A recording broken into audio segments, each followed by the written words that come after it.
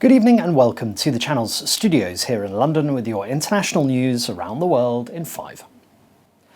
Residents in Russia's Belgorod region who have fled their homes due to fighting there have been urged not to return yet after an armed group attacked from across the border. In its daily briefing, the Russian Defense Ministry showed footage they claimed was from the attack, saying more than 70 infiltrators had been killed. Russian officials say an armed sabotage group crossed from Ukraine and attacked the district, and that a terrorism investigation has been launched. Ukraine denies responsibility and said Russian citizens from 2 paramilitary groups were behind the incursion. In and of itself, this is not a game changer. This is probably more than anything else what in the military terms would be called a shaping operation, preparing the battlefield for the inevitable and probably looming Ukrainian counteroffensive.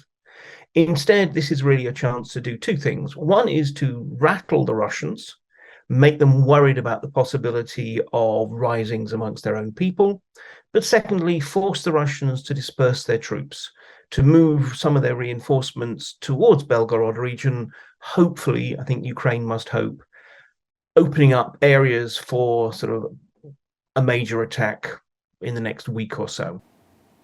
Brazil has declared a 6-month animal health emergency after several cases of avian flu were found in wild birds.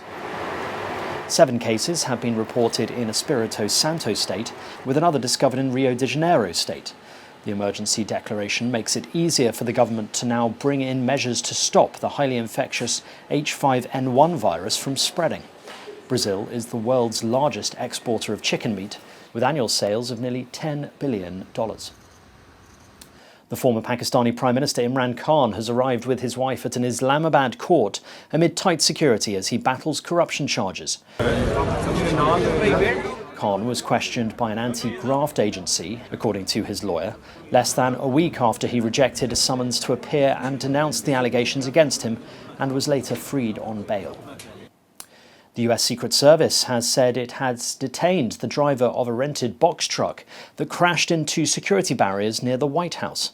Investigators also found a Nazi swastika flag that apparently came from inside the truck, which crashed into barriers at Lafayette Square adjacent to the White House grounds. Officers retrieved the flag and plastic evidence bags that had been laid out on the sidewalk following the crash. A Secret Service official said nobody had been hurt. Police divers have started searching a reservoir in Portugal in the long-running investigation into the disappearance of Madeleine McCann. The Arade Dam is 50 kilometres from where the British toddler went missing in Praia de Luz 16 years ago. The operation is being led by German police looking for evidence to link her disappearance to Christian Bruckner. The 45-year-old German national was made a formal suspect, or arguido, by Portuguese prosecutors in 2022. Prince Harry has lost a bid to legally challenge the British government's decision not to allow him to pay for police protection while he is in the United Kingdom.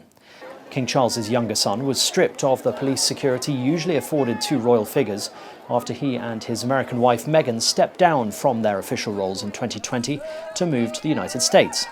The High Court in London, which last year already agreed he should be allowed to challenge an original decision to end the protection, ruled he could not seek a judicial review over whether to let him pay for the specialist police officers himself. And climate protesters had to be carried out of the energy giant Shell's annual shareholder meeting in London. Shell must fall! Shut down Shell! Security staff shielded Shell chief executive Wael Sawan and the firm's board of directors as climate protesters tried unsuccessfully to storm the stage.